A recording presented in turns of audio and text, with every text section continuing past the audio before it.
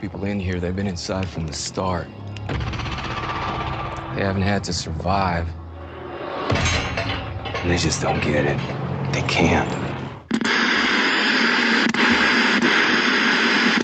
The very thing that makes you different is what makes you special. Now I'm all warm and fuzzy inside.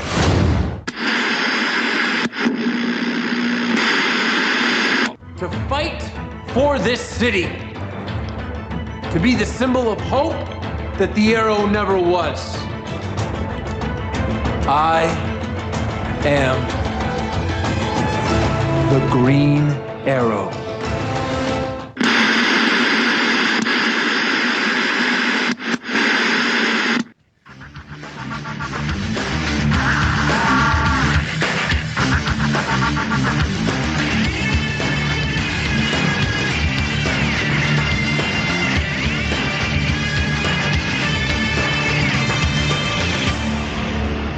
Hey everyone, we are back. The Fandom Zone podcast has returned. Welcome back to everyone for episode 29 of the Fandom Zone podcast. And with me, as always, is Karen. Hello. Lovely Karen. How are you today? I'm good. I'm good. I'm Charles. Yes, Not just you good. are good. I'm good. I'm You're not good, just or good. I'm Charles. You're great. I'm okay. No, you're great. I am Charles the okay. I'm Charles Karen, Charles the the feeling moderately better. Charles the moderately neato. You know what? That would be kind of a cool Yeah. moniker. Sobriquet. Sobriquet. I am the feeling a little better this week. Yay, we're all glad about that because you were pretty gunky. Now, I'm normally gunky because I have allergies, but you were... Well, I am too. Yeah. As far as that goes, I have allergies too. But you were especially gunky. Yeah, I was overly nasty. But I am feeling much better. Thank you. So, well, that's good. We have, again, another big show on our plate. Yeah, it's going to be like this for a while. It is, at least until like we start shows kind of go on hiatus for the winter Christmas break or whatever. Yeah. But yeah, we've got 6 shows we're going to cover. Just run them down. We're going to cover The Walking Dead, the premiere of season 6, first time again. We've got Gotham, episode 4 of the second season, Strike Force, which sounds like an 80s action movie starring Chuck Norris. It does kind of, right? Yeah. Chuck Norris doesn't post on the internet. Wait, what was that joke? Go ahead. All right, go ahead. Keep talking. All right. Episode 2 of season 2 for The Flash, Flash of Two Worlds. Big episode of The Flash. Really dug it. Spoilers. And then we've got Zombie Bro, the second episode of season 2 for iZombie. Agents of S.H.I.E.L.D, episode 3 of season 3. A Wanted, open parentheses, Inhu, close parentheses, man. Mm-hmm. Get it? Inhuman? Yeah. Yeah. It's a pun, get it? And then we have, lastly, we have Arrow, season 2 of episode 4, The Candidate. That's right. That's what we've got on the plate. Here's the joke. Lots of things to talk about this week. I read it I read it in a post on I think it was BuzzFeed. Chuck Norris doesn't post on the internet because he will never submit. It was dumb, but I laughed. Well, he did submit to Bruce Lee, who kicked his ass. But I'm just saying. All those Chuck Norris people, I was like, Bruce Lee kicked Chuck Norris's ass. But that was in a movie. It could have been in real life. Bruce. I know Bruce Lee would have. If there was money on a real fight between Bruce Lee and Chuck Norris, my money is on Bruce Lee. Me too. Hands down. Of course not now. Because Bruce is like 9 times as fast as Chuck. Yeah. So he would have been smoked. Although I think a lot of people could beat Chuck now. Yeah, but I'm talking Chuck then. Yeah. Chuck in his prime with his like carpet of hair on his chest. Yeah. Then, like he was in Enter the Dragon. Right. So, yeah, Yeah. Anyway. I think Chuck is not quite as cool as he used to be, but yeah, that made me laugh out loud. Enter the Dragon or Return of the Dragon, one of the others. I can't remember which one. Either one, I don't know. Anyway, Doesn't matter. I love Bruce Lee. Yeah, Bruce is awesome. Anyway, so we'll start right off the bat with The Walking Dead. Mm-hmm. Back at last. We had our fun with Fear the Walking Dead. We got our 6 episodes in. It was a nice little appetizer. Still don't know how it happened. But the main course has arrived in a big, extended, big size bonus episode. Can I ask you a question? Yeah. Did we misunderstand what they said? That we were going to learn how the virus starts? I don't know. Maybe that was just a rumor that got spread around. But the way they seemed to hype Fear the Walking Dead, it was like, yeah, you're all going to learn how things began and how the zombie apocalypse began. And yeah, because I don't feel like we learned. No, we didn't. We didn't Okay. get that at all. No, it's all not right. you. But we're back with the original The Walking Dead. Yeah, I feel a little cheated for. I do.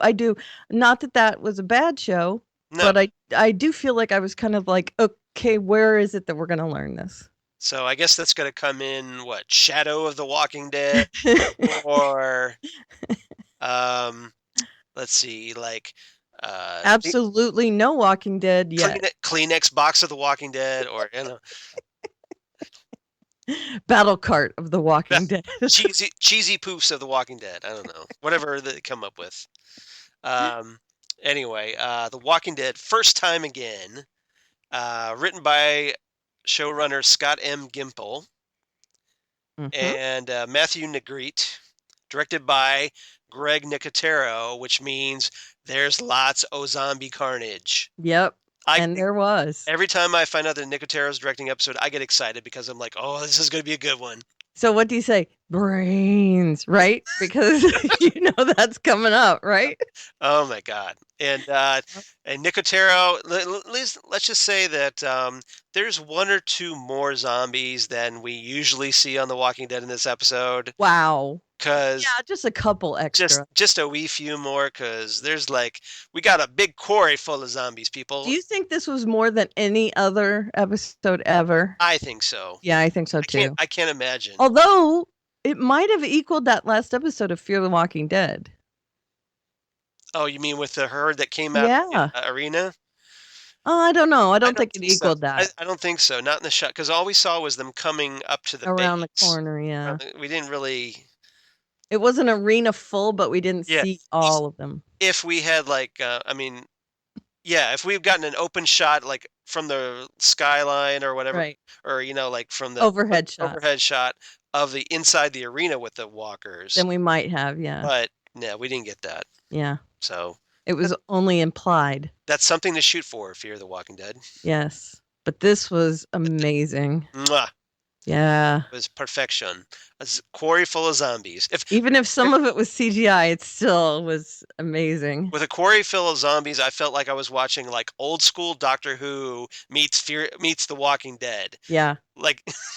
Because if you watch old school Doctor Who, half the episodes of alien planets were in a quarry somewhere. Yes. And just to save money. It's like that yellow planet or orangey planet, right, from Star Trek. Yeah.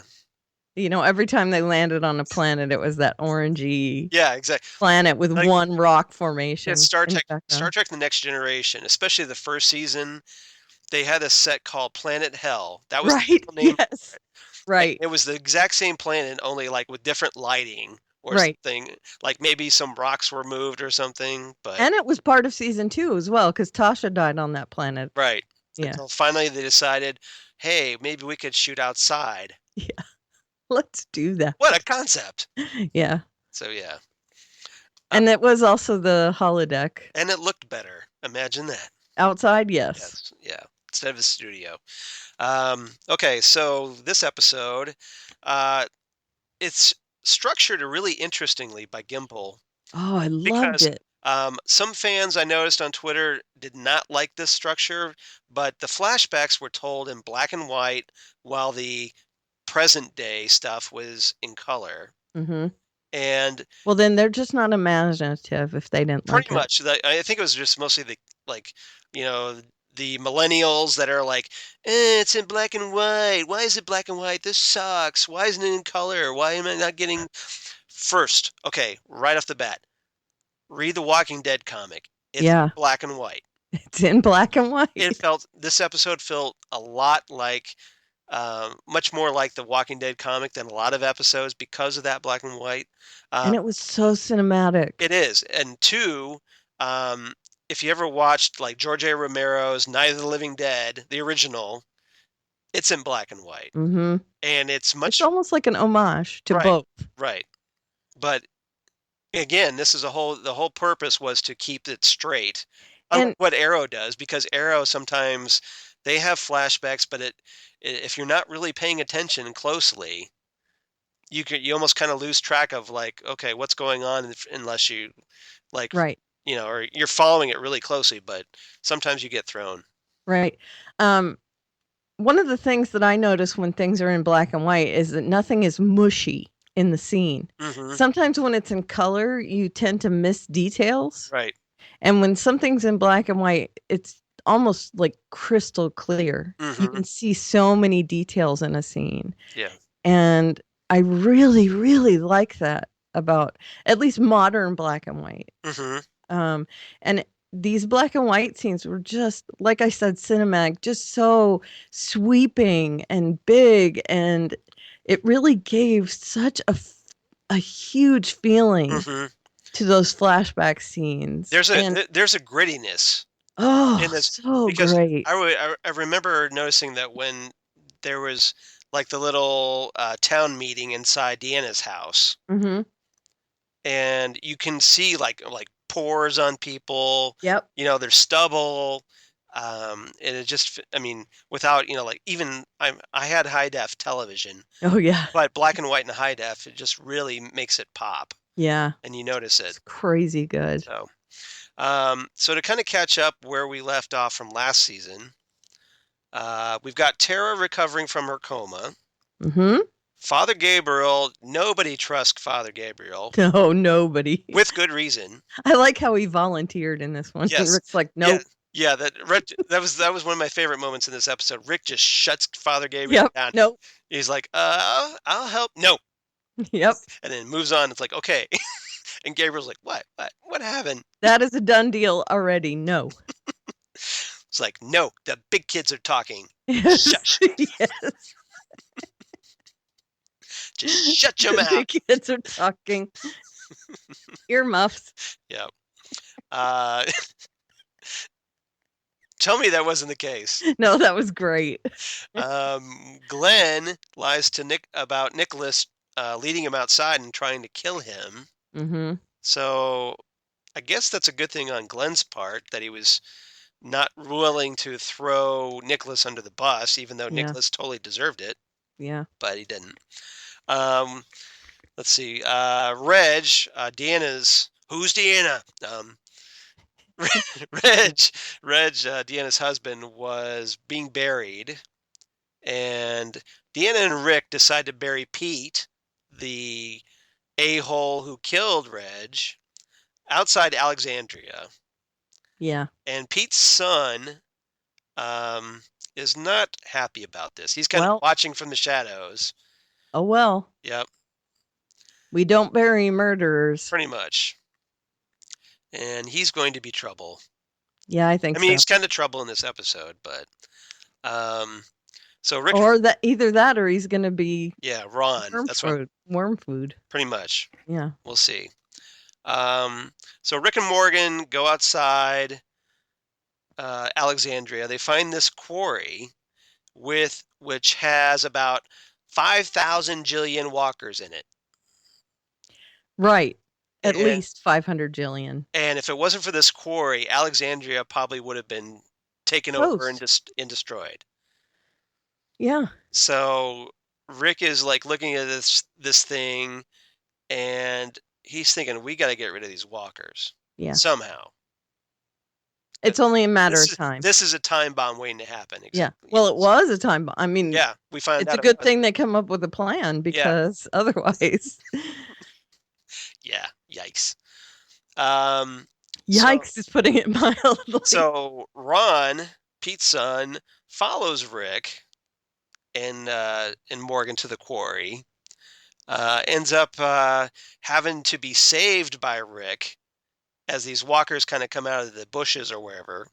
Right. Which Eh, illustrates to Morgan mhm, that, what Rick was saying is true, that they weren't dealing with it. mhm.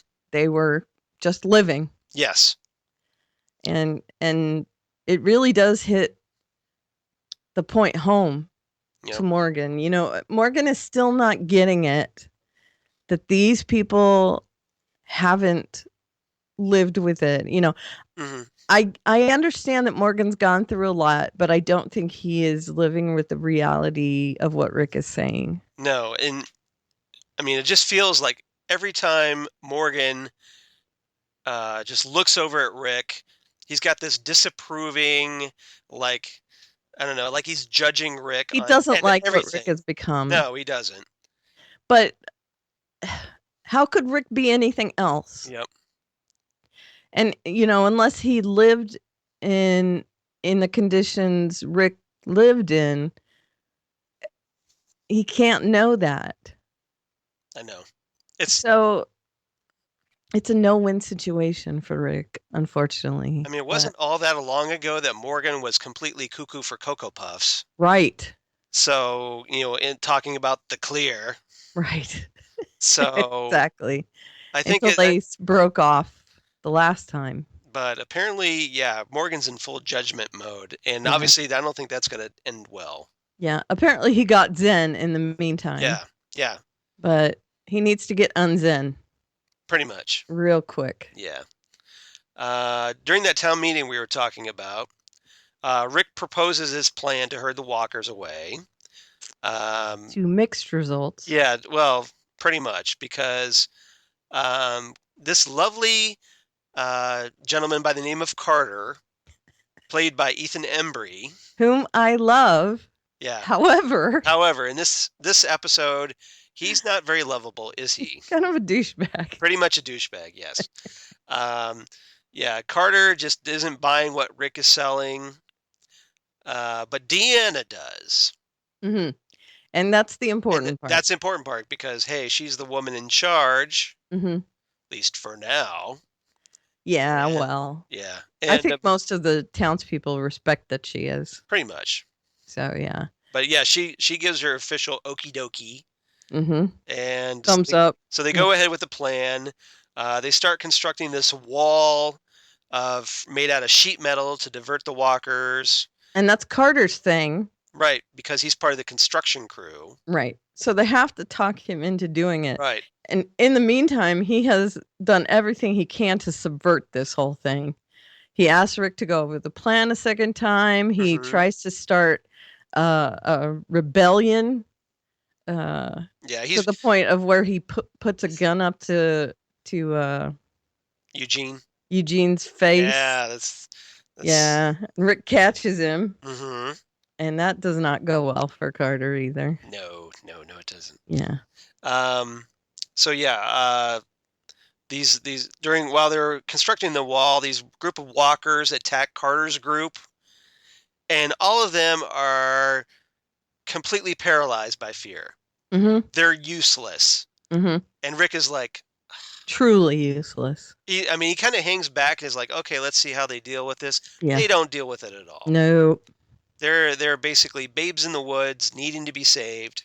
Yep. They stand there like deers in headlights. So Rick's group is like, okay, well, we'll save you now. And they save them even though they're pretty much useless. Yeah. It's not grudgingly, mind you. I mean, they're going to save them, but they do watch to see if they're going to do anything. Right. Just to kind of see how they react. Right. And they know that their reaction time is good enough that they can save them at the last minute if they have to. But as Rick is so pointedly saying in our opening credits, they just don't get it. No, they don't get it. They don't get it. They don't get it. Yeah. I love that an English guy has such a southern accent. Drawl. Yeah. Carter, of course, kind of a dick. Oh, pretty much huge, not dick. kind of. Not grateful at all for being saved. So Yeah. he tells he gets a bunch of the other Alexandrians together in a room, and they're like, "Hey, let's kill Rick." And Oh, such a yeah, mistake because Eugene. Yeah, go ahead. most everyone's on board with Yep. Rick's plan. He was the only one. Right. Those people were not going to go with him.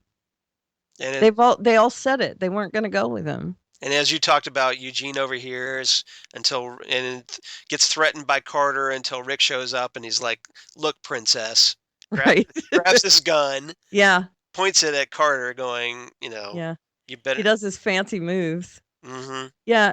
Has he told them that he was a policeman? He has, right? I don't know. I don't know if they know or not. I think They they should. do. They kind of I should. think they do. Deanna knows. So Yeah, I would Deanna, assume so. Deanna probably would have told them. But I like, you hear the murmuring in the background when he's accusing Carter. Hmm. And the people are like, "We're not. He was the only one. Yeah. We weren't with him." Yeah, we were Yeah. just here. Right. Yeah, don't kill us, Rick, Right. please. Well, I really think that's the case. He was only talking to them. He wasn't Right. recruiting anyone to do his bidding. I think they really do know what side their bread is buttered on. And it's not Carter's side. No. I think Carter's kind of pissed because Rick's in charge and he's not. I think so too. There's a little like, It's a pissing contest. it is. It's a dick measuring contest, basically. Right. But I think he feels like he should be in charge because he built the walls. Mhm. So he knows how to keep the zombies out. Right. But he doesn't have any contingency plans. No. So he's thinking, I know how to keep them out. And that's as far as he's thinking. Pretty much. So he doesn't think well, what if they know how to get in? Yeah. Yeah. Yeah. So anyway, Rick leads a group of volunteers for a dry run.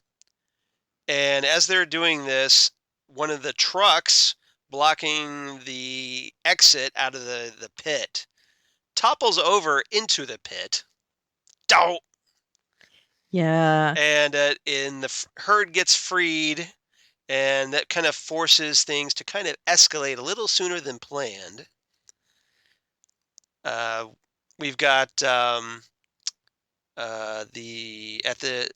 Glenn, meanwhile, ends up taking a group, and they're like at a shop between Alexandria and the quarry somewhere. It looked like a tractor dealership or something. Something like that. Mm-hmm. I guess he's got Heath and Nicholas with him. Mm-hmm. And I guess they're kind of like farther down from to kind of scout ahead for where they're the advanced group, I guess. I'm assuming so. That's the way I got it. Like maybe it would be a building that some of them could be funneled into. Right. Just to make sure everything's okay when they lead the Right. zombie herd through. Right. So anyway, I guess they hear some zombies walkers inside the dealership. Right. And so they're like, Glenn's thinking, well, they're making so much noise. That would be a distraction to the herd. So we gotta take out these zombies. Glenn's plan doesn't quite go as he thought, because as they, this is Glenn being walker bait once again, as they open up this window to let one of the zombies out one by one so they could take them out, but they kind of like flow through faster than everybody can keep up. Yeah.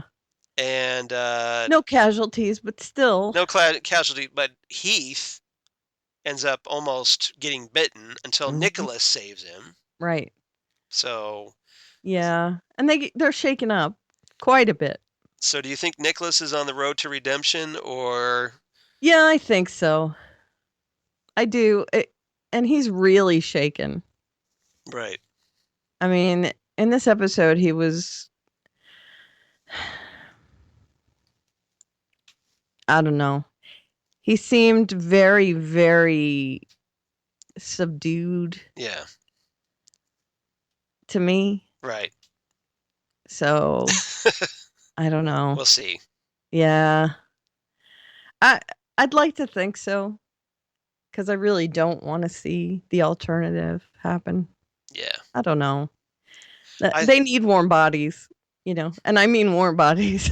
In this case, it's seriously. See, I'm kind of wondering if like Glenn's going to end up getting really close to Nicholas, and then they kill Nicholas. That could happen. So That could, and will get closer to Nicholas as well in that right, case too. exactly. Because poor Glenn, that it seems to happen to him all the time. hmm He makes a friend and then boom, they're gone. apart from Maggie. Sure. Maggie's just Well, they're not going to take Maggie away anytime soon. At some point, she might go, or Glenn might go. Mhm. But I think they're with us for the short term, at least. I mean, for this season. we'll see. Yeah, well, he kills people off, that's for sure. But Yep. Glenn is so useful. hmm I hate to think that he would. I did like his line in this one where they're like, uh, "We're not here for this" or something, and he's like, "I was meant to be delivering pizzas." Yeah. Or, we're not meant for Yeah. this, Yeah. whatever. It's almost like Glenn saying, "Man up, okay." Right. Like Right. I was gonna like I would like I was I'm gonna not be a supposed to be pizza. doing this. Yeah, I was Right. supposed to be pizza delivery guy. Right.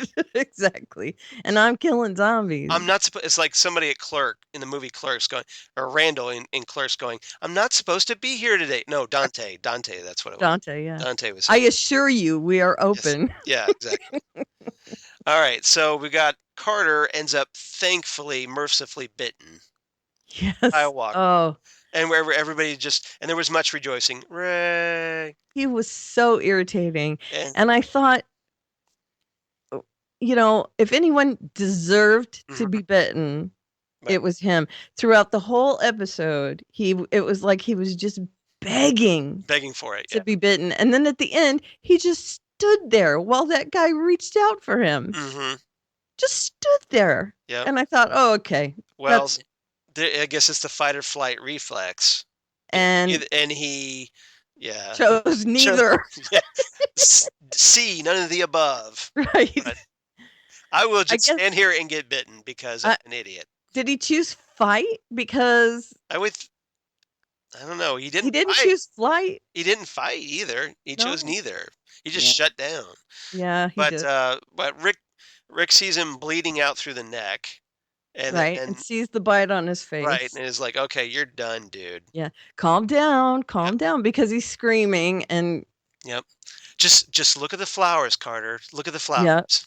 yeah, and then bloom right Yep. through the back of the neck. Yep. It was a knife though. Rick takes him out. Yeah. But- Wasn't it a knife or a spike or something?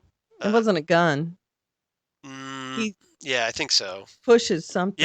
Yeah, maybe it was his knife right through the side of his head or something into his brain. It was his back, Yeah. the back of his neck. Oh, okay. But now, as Rick does this, of course, who's there giving the old stink eye? Morgan. Morgan, like. Yeah, but please, that was what you needed to do. And Morgan does realize, I mean, as Morgan's walking away, he looks down and I think he realizes, well, lesser two evils, I guess. And you just wanted Rick to turn around at Morgan going, look, dude. What else was I supposed to do? Get off my butt. Yeah. I had to stop his crying. Yeah. Hello. Do you want the walkers to come? That's a Because clue reference. dude wouldn't shut up. It's a clue reference. Yeah. I had to stop her crying. I never saw the movie Clue. What? Sorry. I can't watch them all. But it's Tim Curry. I know it's Tim Curry. Clue. And Christopher Lloyd, and I know that. Okay. I'm familiar with the movie. I just haven't watched it. All right. So as this great plan finally gets back on track. I'm recovering from that. I know. So the zombies are moving down the road, and all of a sudden, this loud blaring horn. Which is where I emailed Charles. Yeah, exactly. And what did I put in the email? I wrote it in really bad line, and I said to you, Yeah. I wrote it with my phone, and my phone kept trying to Autocorrect. Try to correct it.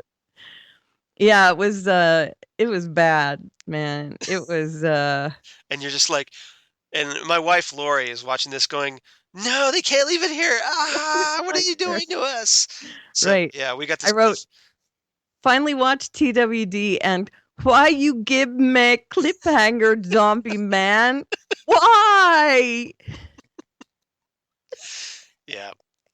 I had no other response. So the loud blaring truck horn or whatever it is attracting this herd toward I Alexandria. was so mad. To be continued. Dun dun dun. Yeah, and there they were walking across they had Yep. just gotten them around that U Yep. bend, Mm-hmm. and they were walking across. And everybody like in Rick's group is going, oh, seriously, Yeah, seriously, but yeah, yeah. For seriously? What? for realsies. Yeah.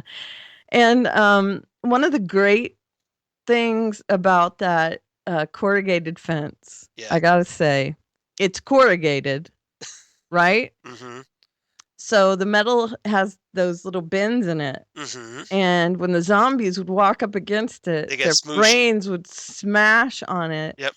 And there was like brain matter and blood and stuff. And it would like smash up against the corrugation and get all matted in there. Yep. It was awesome. And then they would like pile up on the bodies and they would on the bottom and they would show the zombies walking over the sorry, Justina. And then show the zombies walking on top of each other. It was pretty cool, man. Greg Nicotero, ladies and gentlemen. Yeah, it was great. Always. Well, I mean, that was a plus to the corrugated. I mean, if you like the brain smashing stuff, that corrugated wall was awesome for that. And it was bent, so that they would turn. Mm-hmm. So the zombies would up. walk directly into the wall. Right. It was awesome. Yep. I like the zombie that tried to squeeze through the trucks and got his skin ripped off. Do you watch Talking Dead as well? Yes, I do. Yeah, they did like a retrospective of R.I.P. and they did one especially for him. Yeah. That was great. So what did you give this episode? I gave it 9.5 drive-by shootings. Ooh. For I can't remember his name with the other mullet. The other mullet? Oh, you mean that was in the car? Heath. Thank you, Heath. Yeah. No, not Heath. I'm not. No, not Heath. Not Heath. Not the guy with his hair game. The other guy with the mustache. Abraham. Thank you. Yeah, Abraham. He was leaning out the side of the car. Yeah, Abraham's being a little risky. Yeah, but you know what? It's okay. Do you think he wants to check out? No, I don't think so. I think he just wanted to kill things. I think he wanted to, I think he wanted to blow off steam. Mm-hmm. Okay. I think maybe his writing companion might be close to that. I felt bad for Sasha because she's just sitting there. She's trying to just look like, dude, I've got like a crap load of zombies on my tail end, and you're out there jerking around trying to get plastic sheeting off a tree or whatever. No, he had the foil thing and he was luring them behind him with the but I think Sasha might be the one who is courting death. Well, I think she was. She seems like she's rebounded though. Like a little bit, yeah. She got through it, but Abraham seems in a pretty dark place. A little bit, yeah. Yeah. And how did you like? Okay, names I am not good with in this. The one who was held at gunpoint in this episode by the dead guy, by Ethan Embry. Oh, Eugene. Thank you, Eugene. Okay, so Eugene, first of all, when he comes home and he's standing over the bed, all creepy like, well, I'll be. And he's just standing there staring. Yep. That was funny. And then at the gate. Well, he was being all happy because. Right, because she's out of her coma. Because. But that was out. I mean, just the way he reacts to stuff is great. I think he feels protective of Tara. Sure. And then he was at the gate. Yes, with Heath. Yes. Well, she said she was going to be back in 2 ticks. And I'm assuming that is not going to happen because it has been 4 ticks and she is not back. How do I know that you are not going to kill me? I loved Eugene's hair game comment where he's complimenting Heath. Heath, yeah. And he says, who's got dreads pulled back in a ponytail. Yeah. And he's like, I respect the hair game. I respect the hair game. Yeah. He is so deadpan. It's so great. It is funny. I love And him. just whole really awkward. Yeah. That's what's great about him. Yeah. Okay, Gotham. Yes. Strike Force. Strike Force. Written This by, one gets taken down a bit for me, just so you know. I'm saying it okay, ahead of off the bat. Yeah, yeah. that's yeah, I was kind of feeling that way too. We'll get into that. Mm-hmm. This one's written by Danny Cannon, Mm-hmm. who normally directs Mm-hmm. like the season openers. He's an executive producer, Yes. but he wrote this one, Mm-hmm. which may be why there's partly a little around. Directed by T.J. Scott. Mm-hmm. And we get the introduction of none other than Michael Chiklis, Uh-huh. the Thing. Yeah. So it's clobbering time in Gotham City. Yeah. I said when I posted the Gotham Undercover podcast, I said, we have a new commish. Get it? Get it? Because he's the commish, yeah. Elbow. Yep. Yeah. So Yeah, it's fun, so right? we get Chiklis as Nathaniel Barnes. Yeah, I like him very much. The new captain of the Gotham City Police Department, and he's pretty motivated with a goal. Mm-hmm. He's got a plan. He's cleaning things up. He's cleaning the house. He gets rid of some cops with some pretty shady track records, and throws their file folders at him, which I thought was hilarious. Yeah, right in their chests. Yep, boom. Yeah. And I think he's getting rid of the worst because you notice he didn't talk to Bullock. Right. So he's not getting rid of the gray. He's getting rid of the black. Well, you got to start somewhere, and then move. Well, I think he realizes that some people you can't replace the whole force. Yeah, but some people do it for the greater good, and some people don't. Mm-hmm. And I think he knows where to draw that line. Right. So he's trying to clean up that corruption. He makes Gordon his second in command because they're like military bros. Mm-hmm. Bro, you were in the military? I was too. Yeah. Bros. Military bros. Yeah. Hooah! Exactly. Yeah. And they end up, Barnes takes Gordon, and then they go to the, I guess the Gotham Police Academy, and do not see Steve Guttenberg there. No. But there was a Hightower reference in this episode, so he was Hightower was one of the officers that Barnes sacked. Really? Really, Hightower. Oh, that's awesome. His name was Hightower. Okay, that is awesome. Thank you for catching that. Yeah, go back. So he brings in these cops. Barnes has handpicked these officers, which may be important later on. He goes after these 4 specific cadets and brings them into the police force.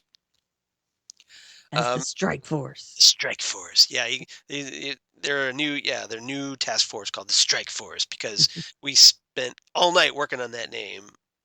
Right. Yeah. Mayor James is still missing. Yeah.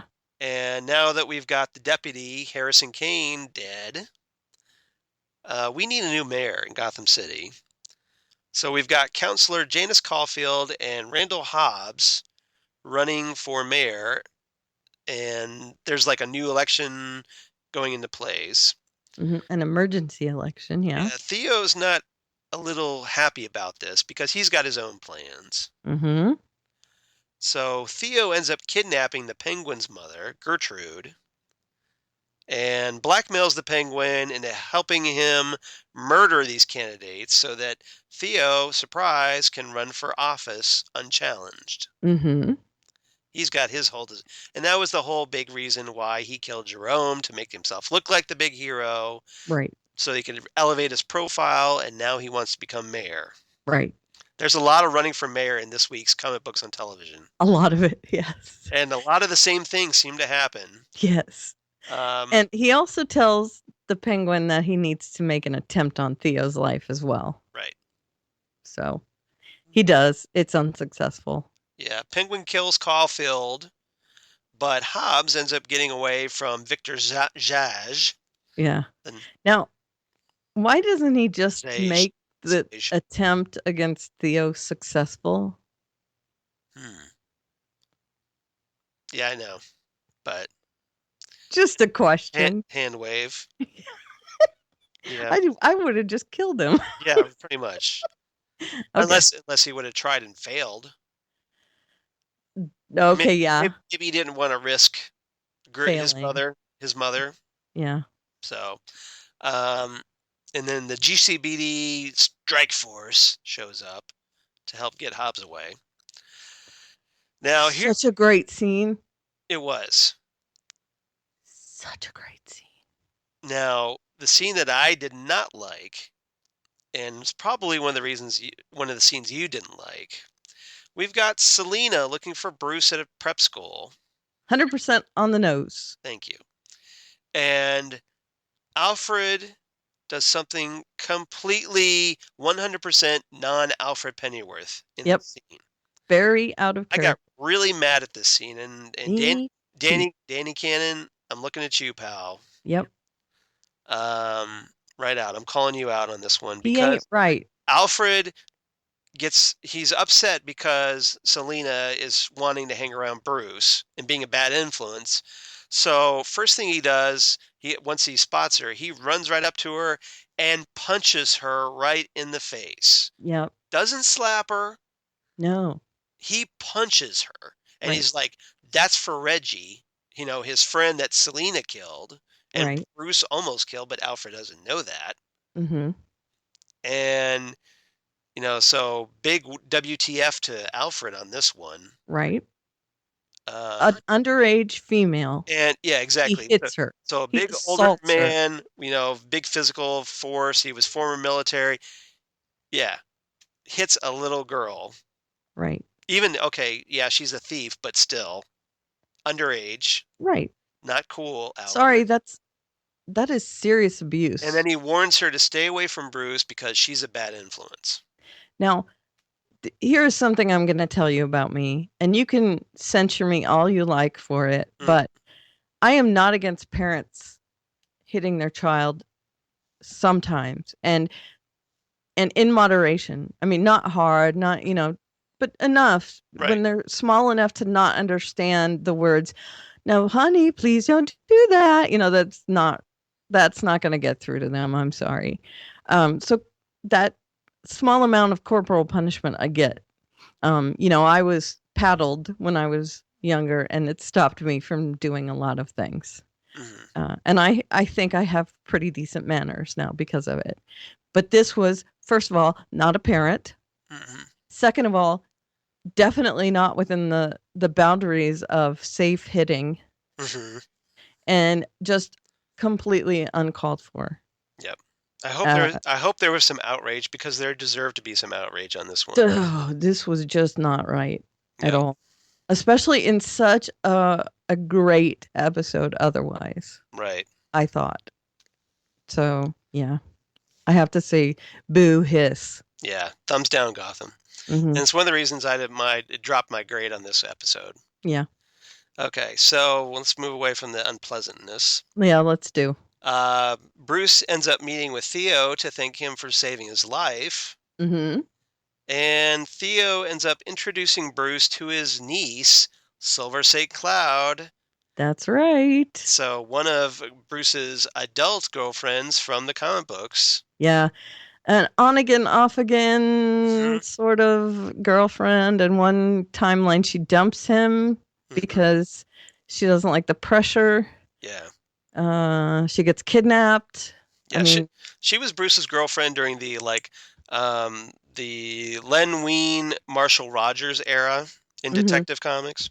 So check it out yeah. if you're looking for some background on Silver St. Cloud. Yeah. But Uh, she's definitely, she's always a human, Mhm. never a villain or a Right. hero. Just, and she's kind of dancing around in a fountain. yep.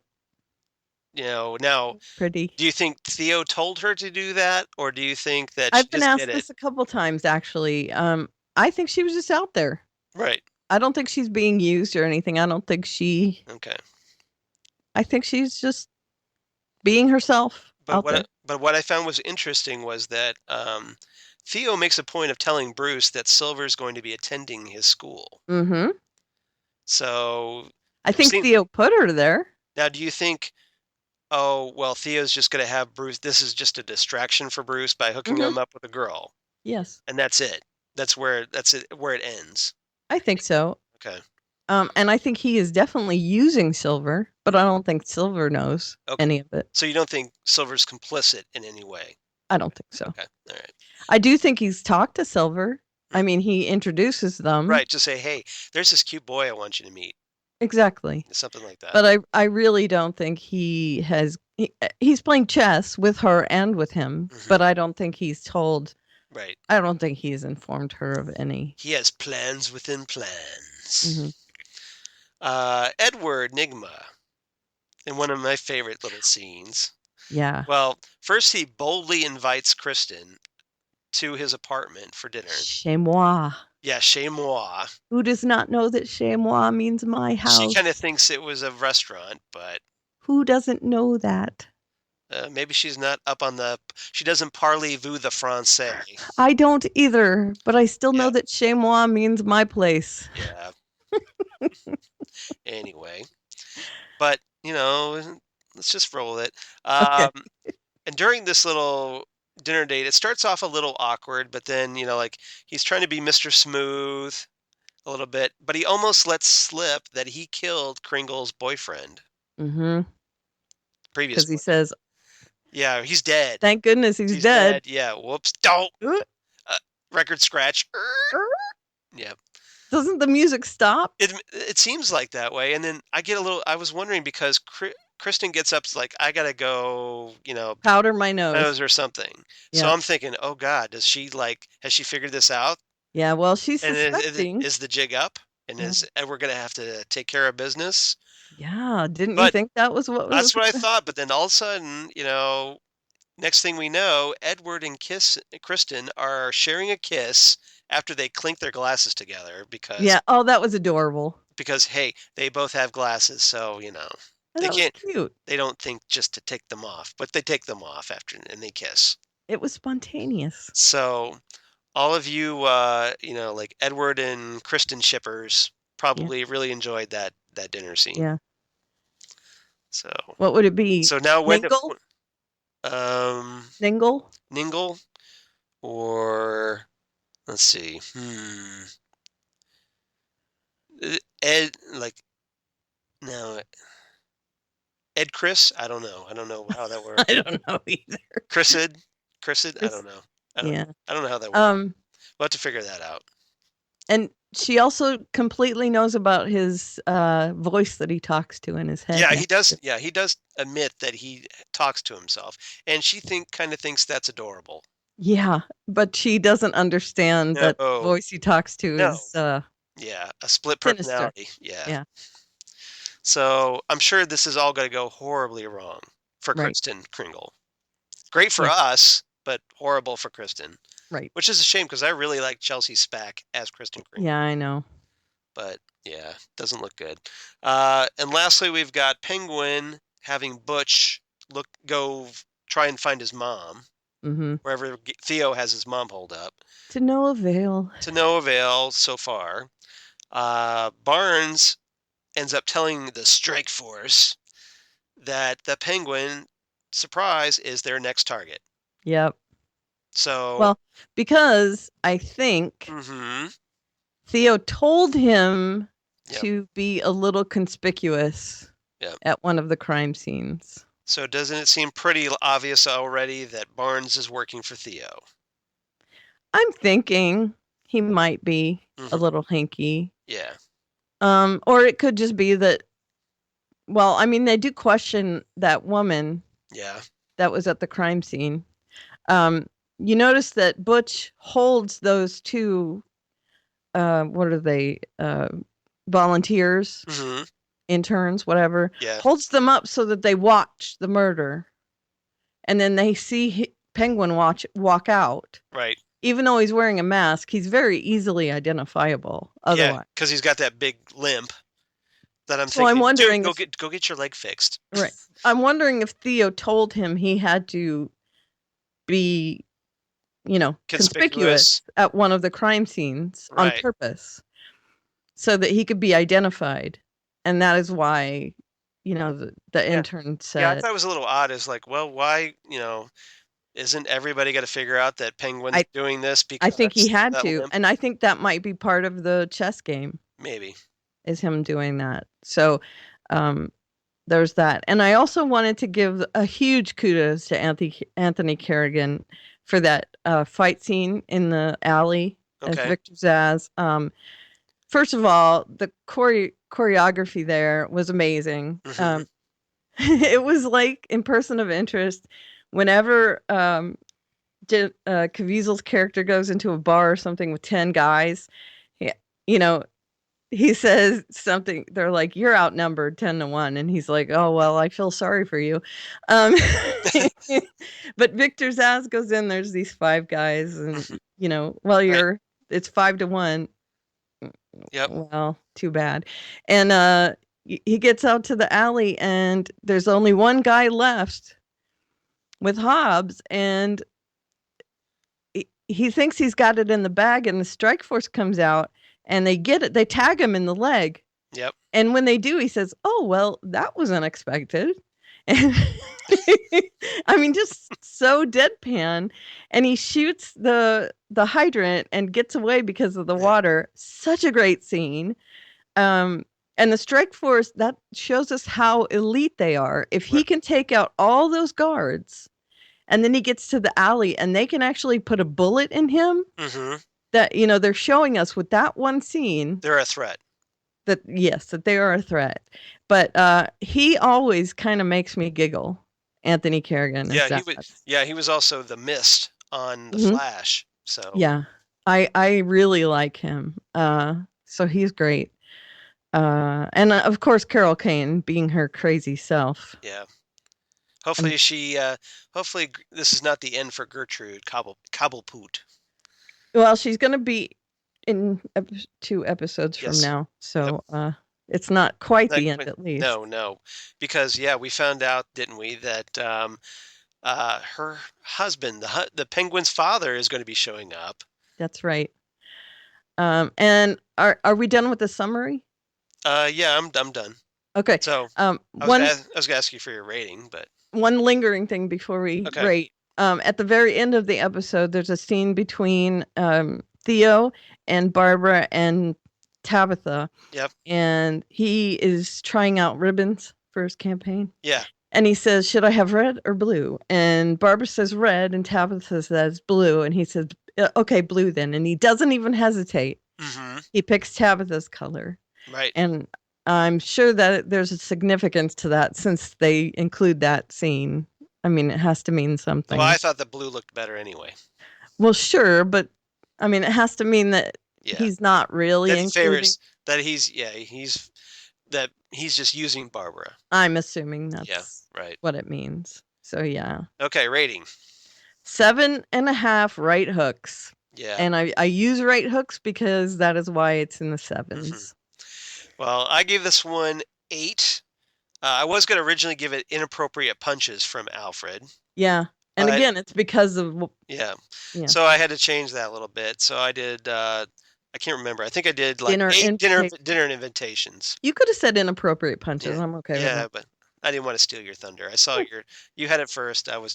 Well, that's what I gave it on my Gotham podcast. I always kept copy and paste it from there. Got it. So. Okay. The Flash. Yes. The Flash. The Flash of Two Worlds. Flash of Two Worlds. And la, la, la, la, la, la. I adored this episode. Me too. Written by Aaron and Todd Helbing, who seem to write the really big episodes. They do. And I have to say, this season is like fangirling for comic book nerds on The Flash. It was, isn't it? The Flash of Two Worlds. Yes, it was. Very nice. He's got both of his Flash figurines up. Jay and Barry. And this is directed by Jesse Warren. No, okay. That's... I didn't look up anybody this week, unfortunately. So we've got Jay Garrick, played by Teddy Sears, who I think is a really great Jay Garrick. He is very good. I like him. He's got a great timbre to his voice that sounds Jay Garrick-y, which I He love. does. So And he's kind of noir-ish anyway. yeah, he seems a little like, Kind of I mean, stiff a and little stiff and formal, and like a little like old school, but in a Mhm. cool way, old school. Yes. So Like he Jake's, could have walked right out of Agent Carter. yeah, I mean, honestly, that's right. what he But that reminds would have me. been cool. But Right. Jay explains that he's the Flash on his Earth, and he later dons his helmet in a very cool way. Like does it all cool, like, and is like, yes, Jay's got this helmet on. Yeah, So I know. big fanboy moment there. Yeah, Uh, although he and Cisco are not getting along very well in this episode. well, no, and Barry. Hmm? It's Jay and Barry don't get along. And Cisco. And Cisco, but yeah. Cisco doesn't like that he's naming things, and he doesn't like that he has Crimson in his name. Yep. Yeah. So Although I'm going to give you that one because it's a yeah, cool name. right, yeah. So he talks about he was in battle with this demonic speedster called Zoom. There is no Dana, only Zoom. Only Zoom. Oh wait, no, that's Zool. I'm sorry. Ghostbusters reference. Yes, have some. Yes, have some. That's the line that my I know. husband and I do. Yeah.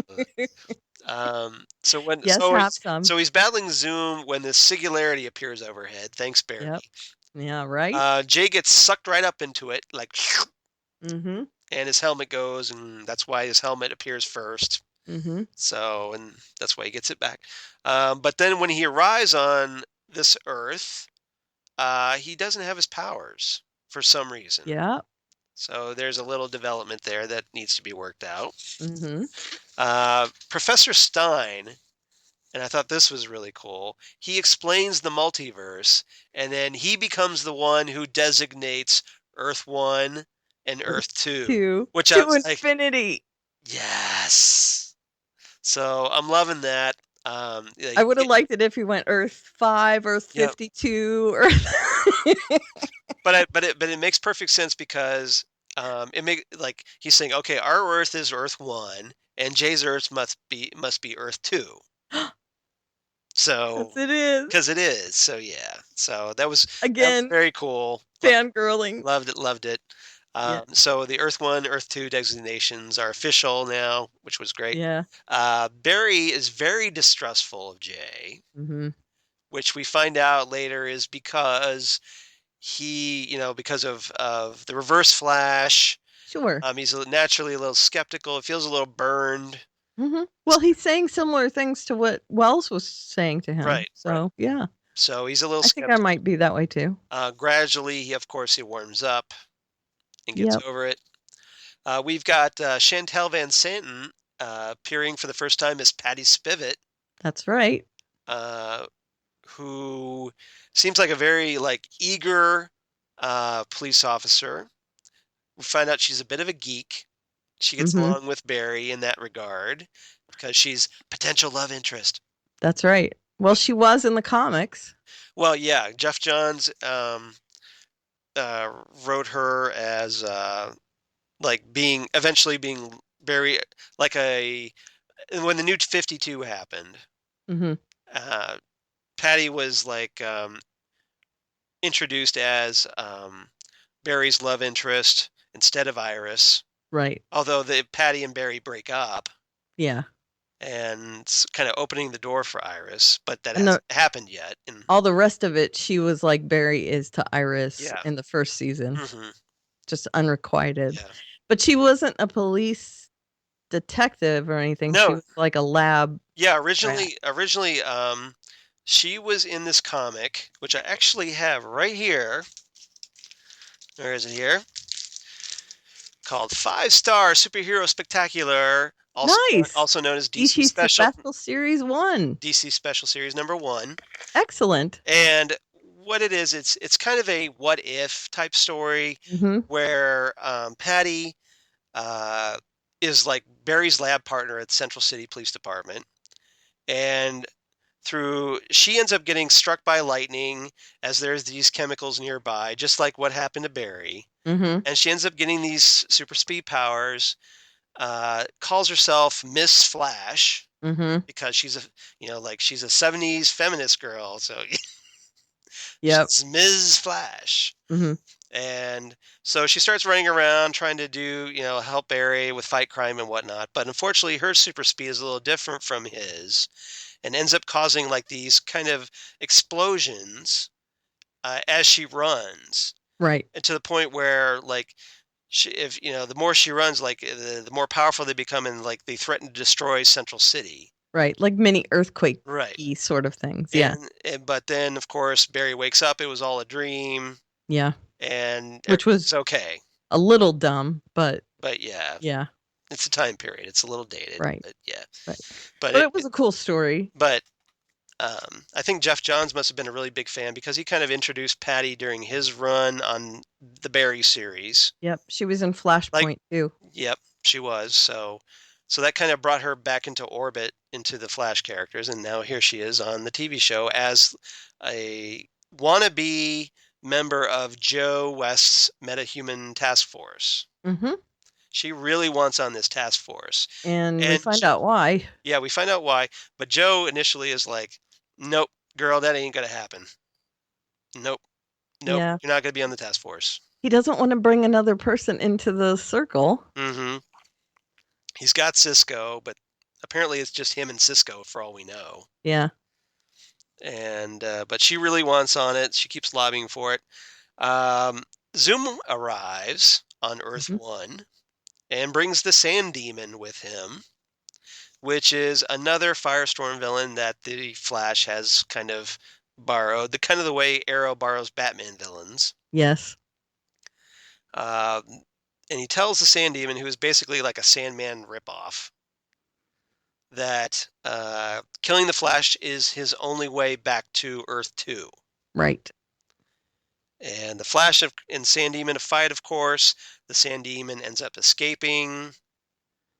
So there's like some sand left behind. Cisco analyzes this sand. Yeah, underneath the microscope and gets his vibe vision. Yeah, he has little vibes from it. Get it? Vibes? Yeah. And he calls it GoPro camera. And he calls it his like he had a vibe. Right. So that is such a GoPro camera thing, though. Isn't it? Because it's like right here. Yeah, yeah, pretty much. Yep. Yeah. It was. So he sees like Sand Demon's fight with Barry. Sand Demon ends up kidnapping Patty. Mm-hmm. So can I ask you a question? Yeah. When they call him in for questioning and he walks off and then he walks back, do you think it was his doppelganger? Do you think he has a doppelganger? He being Sand Demon, the guy. Sand Demon? No, I don't think so. Okay. You think he walked away and then walked back? Kind of. Okay. Yeah. I don't think there's two. I just wondered because there could have been like an Earth. There could have been an Earth 1 and an Earth 2, but because he walked away completely, and then he walks back. Maybe it's just a plot hole. I don't know. I just thought maybe they had brought the one into interrogation that wasn't trying to kill them. Yeah. And then he walked away, and then the one that was trying to kill them walked back. See, I didn't get any indication there was a second one. I just got there was just one guy. Okay. But I could be wrong, but I thought there was only just one guy. Okay. Yeah, they didn't indicate anything like that, but I just thought there might have been. Right. If there was, it was only for the interrogation part. Gotcha. Okay, go ahead. So Jay ends up teaching Barry how to hurl lightning from the Speed Force. Which was awesome. Which was a little unexpected because this is actually creating an offensive power for the Flash that he doesn't have in the comics. I know, but it was cool. This is the whole reasoning is that he can use this lightning energy to fuse the sand particles into glass. So it's science, kids. That's right. Although, I have to say, yes, I don't know if I should save this. Go ahead and continue, and I'll save it for after the thing. Well, it's generally heat, but yeah. Unless no, not that. Okay. It's not a knit. Okay. Go ahead. Barry ends up explaining the murder of his mom and Zoom and all that, or Reverse Flash to Jay. So they kind of Like they have a little bonding moment. That's when the ice starts to crack as far as Barry's concerned Mm-hmm. with Jay. Jay's like really wanting to partner up with Barry, but Barry's got that initial resistance, but it wears down. Right. And we start to see that here. Well, he wants to help. Right. He doesn't just want to buddy up. Yeah. He wants to help. Yep. Cisco uses his new vibe Yeah. power. He goes back down to the Yeah. place where he got it last. Yeah, so he taps into the sand particles again and finds Patty's location. Mm-hmm. So we've got Barry using his lightning powers after they show up and he confronts the sand demon, turns the sand demon into glass.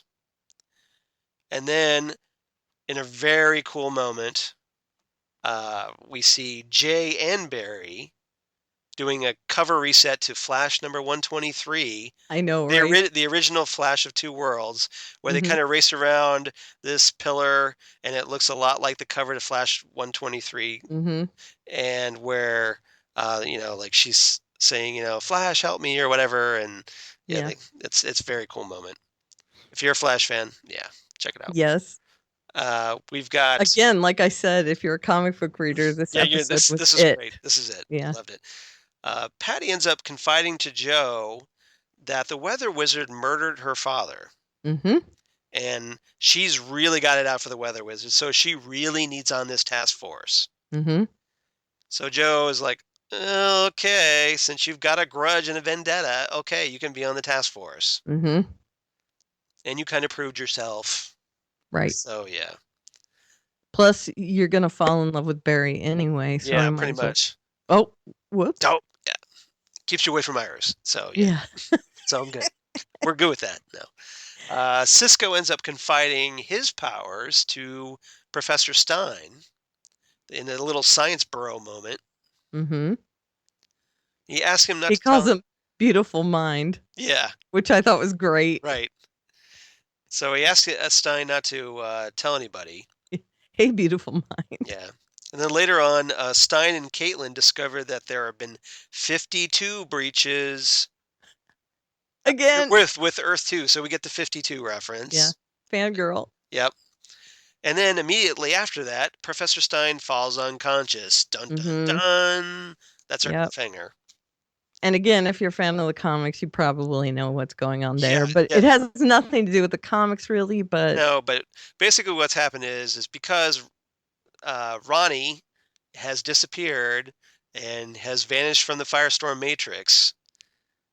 Yep. Stein needs somebody else to merge with Yep. in order to survive. And that That's will right. probably be new character that will be on Legends of Tomorrow.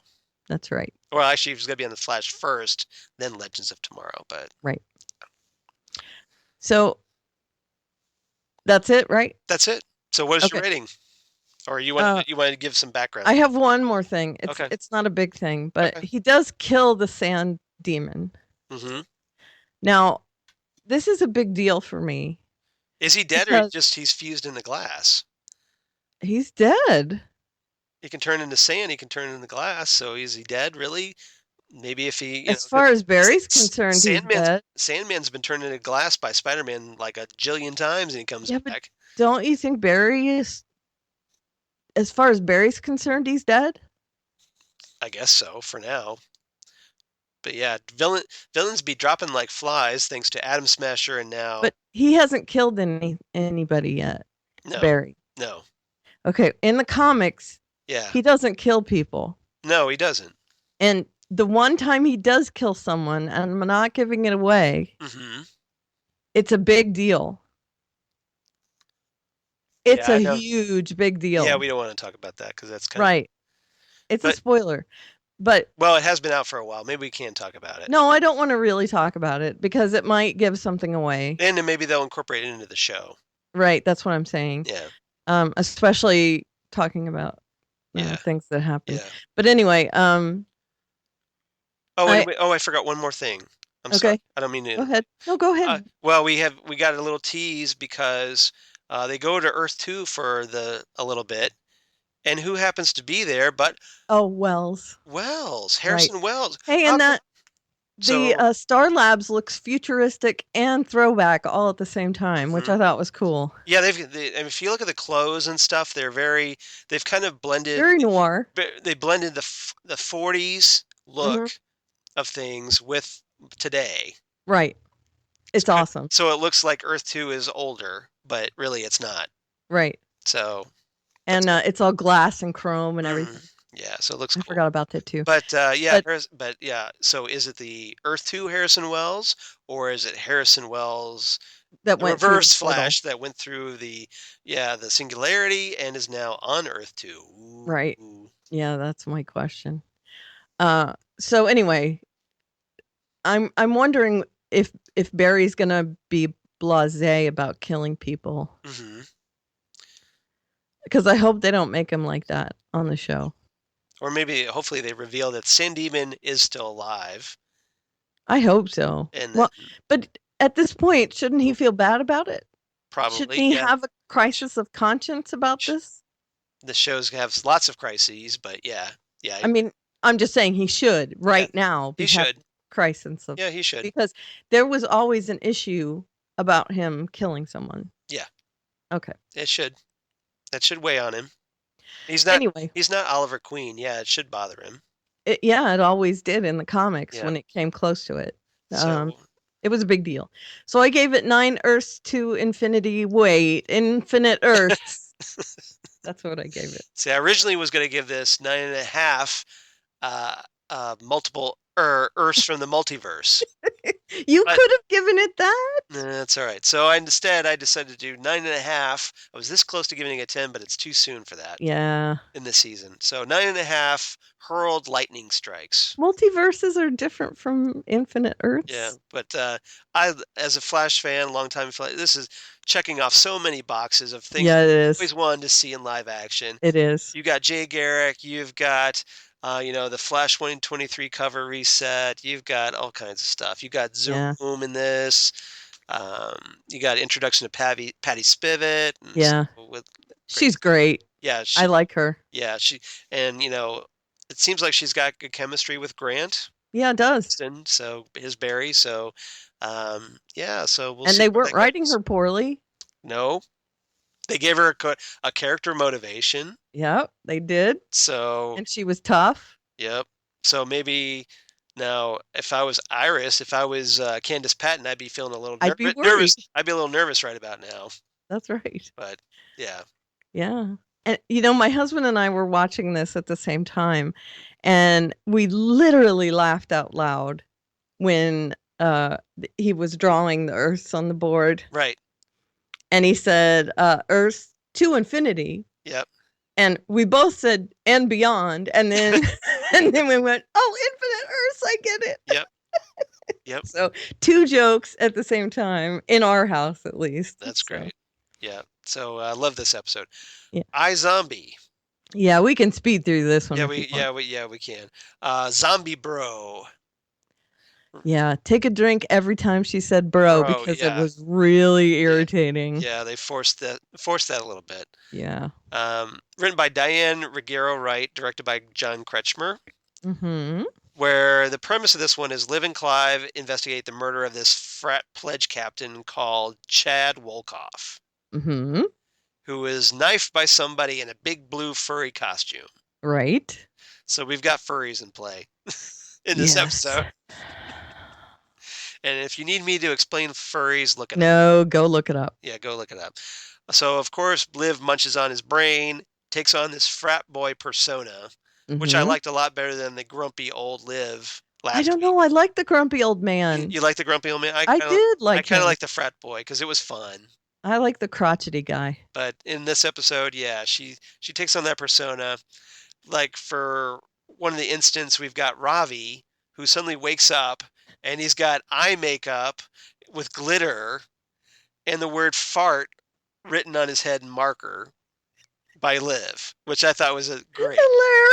Hilarious. Tell me that was not worth it. He's lucky he did not have dicks drawn on his face. Well, right? They probably couldn't get away with that. If this was on like HBO, they could get away with dicks on his face. FX. They could have done it on FX. But not on CW. No, but that would have been hilarious. That's what it should have been. because that's what they do. Right Right on the side. his mouth. Yes. So yeah. So that right there was worth it for me. I love It was good. Um, And I like the conversation that he and Major had about it too, where he's going to call him like my sparkle pony Yeah. or whatever. that was good. I don't remember the exact quote, but it was something about My Little Pony and Sparkle Beard and whatever. Pretty much. Speaking of Ravi and Major, they kind of hang out for a little bit in this episode because Ravi asked Major to help him score some utopium. Mm-hmm.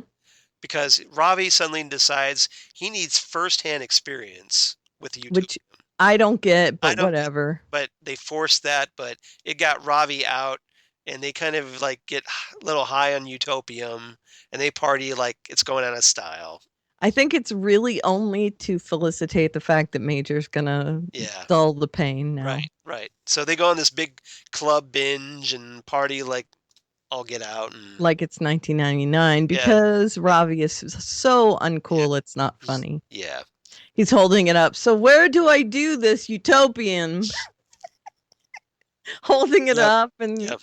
So yeah, Ravi's a total square when it comes to this. Thank you for the Pulp Fiction nod Yeah, there. You you're drew welcome. the square. You like I that? like it. That's Yeah. why every time now I say the word square, I do the Uma Thurman square. Very dance. nice. I So, appreciate it. I just need the little dots, hash marks to outline. Yeah, you do.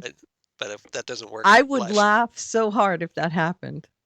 If on my camera screen it actually drew. If I could make that happen, I would. Oh man, that would be great. Okay. And then if Steve Buscemi would come over and take your order. Maybe if I did like a still shot picture of me doing it, and then you could have draw the outline in. I would do it too. That would be good. I would make a GIF of you. A Oh no, GIF. GIF. A GIF. GIF. GIF is peanut butter. Yes, I know. It's GIF. Why did I say it like that? I don't know, but I'm tired. That's -1 points. Yes, it is. It's a GIF because it's graphic. Yep. I'm a big staunch thing for GIF. What? Please Shame. kill me now. Wagging finger.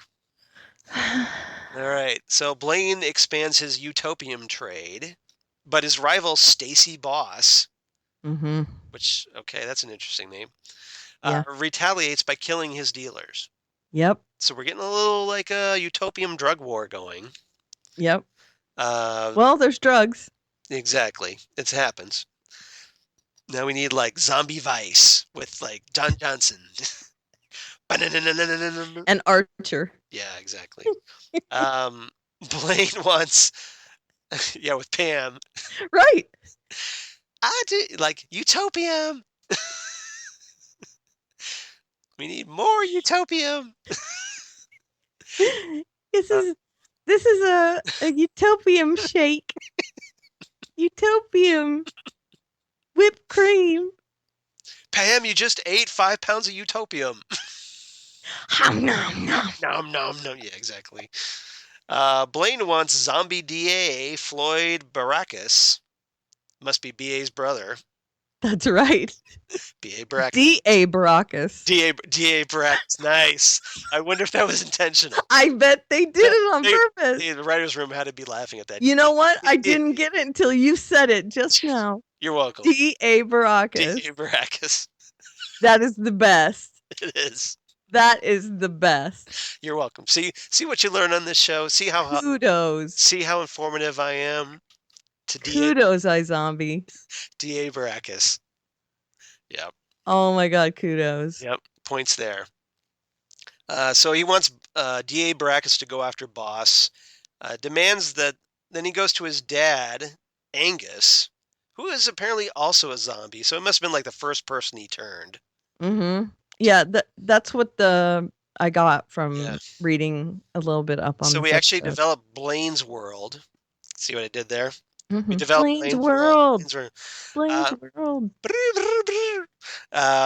Demands money so that he can bribe the police and the judges to make this happen. Yep. But I guess Blaine's father Angus really ain't down with it. Nope. So you get the vibe that Blaine was this spoiled little rich kid. Yep. Poor little rich kid. Yep. And Mhm. now who's only like got his life on track by becoming a zombie. Deal. Mm-hmm. But it's not really on track. Not really, no. He's a mess still. I mean, Yeah, it's kind of like Spike on Buffy. Yes, So I think you were Blaine's the pretty new on point. That Blaine's the new Spike. yeah, So Spike Light though. I still think it's Spike Light. yep, Liv drags her evil roommate out to the frat house. Yeah, who probably very smartly will not take a drink from something that she Yeah. does not pour But herself. Liv is just grabbing cup after cup, downing him like there's going Yep. out of style. She's wearing this really great police tape dress.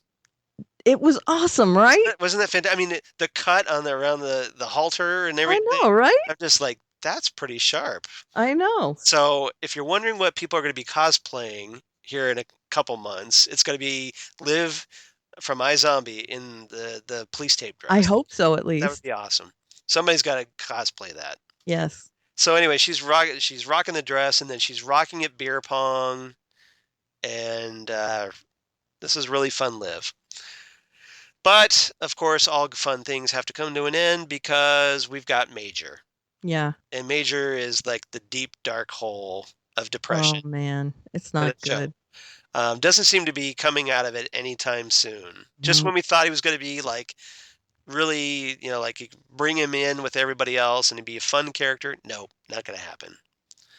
Liv attempts to reach out to Major, but he doesn't answer the door because he's too busy being addicted to utopium, apparently. Right. Although they do share a moment.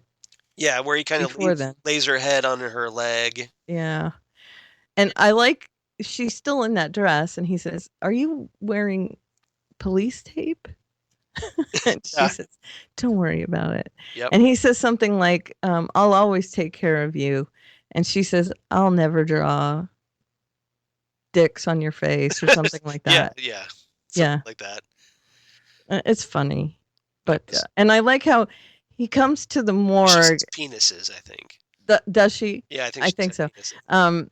He comes to the morgue and he's expecting that she won't be there, but she is. Yep. And she says something about munching on frat guys' brains, and he's like, "Oh yeah, munching on frat guys' brains, like that's a normal thing."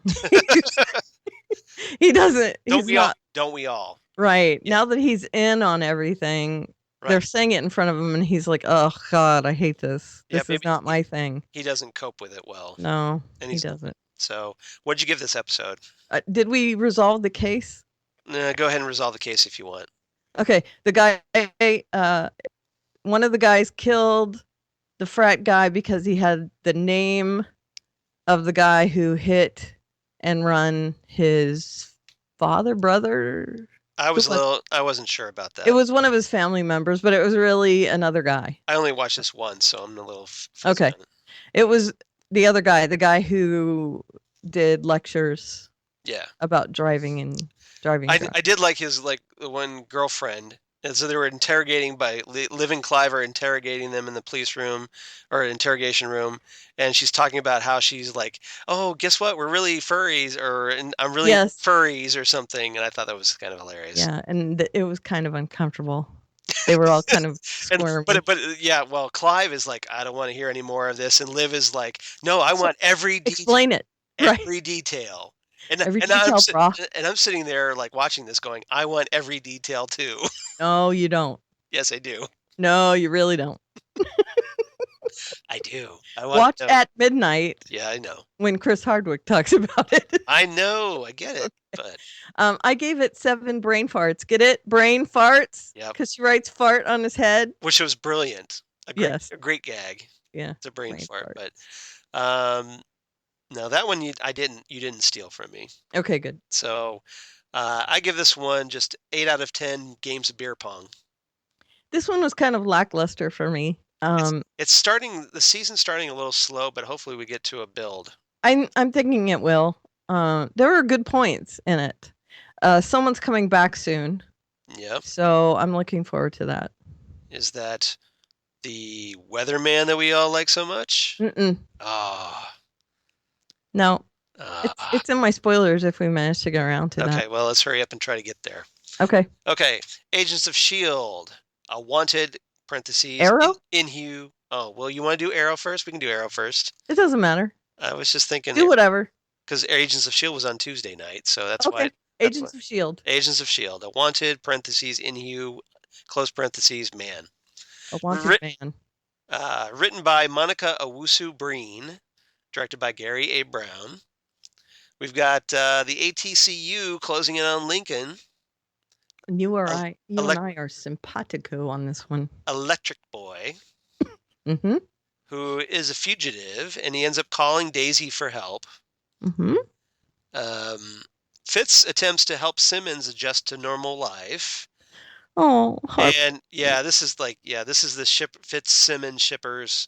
Like they're just crying, like, oh, he's trying to help her, and she's like struggling with the physics of Earth.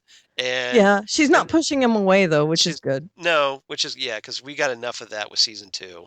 Yeah. Because it was like now we're kind of flipped. It's like, okay, season 2, Fitz was messed up, and then Simmons was kind of being, Simmons, and then now it's kind of the reverse, Right. where she needs him. Right. So And maybe by season 4 they'll get their act together. I'm thinking they'll get their act together this season. Let's hope. That she really does need him, and I'm hoping that she will rely on him. Right. She knows how he feels. Mm-hmm. I mean, he did rescue her from being stranded on an alien planet. Yeah. You think that would give you some brownie points? Yeah. So yeah, I really do think that they're gonna bond. Let's hope. Coulson meets with Rosalind, who and he asked her to let S.H.I.E.L.D. take Lincoln instead, but then realizes that they know about Daisy. So then, to keep Daisy safe, he has to let the ATCU take Lincoln. Yeah, but that doesn't go as planned. Nope. So Daisy finds Lincoln, but he ends up being followed by the ATCU. Lincoln attacks them and escapes. So then they try to take Daisy instead. Right. If I've got this straight. Yes. Here's what happens. Yeah. He meets with Rosalind. Mm-hmm.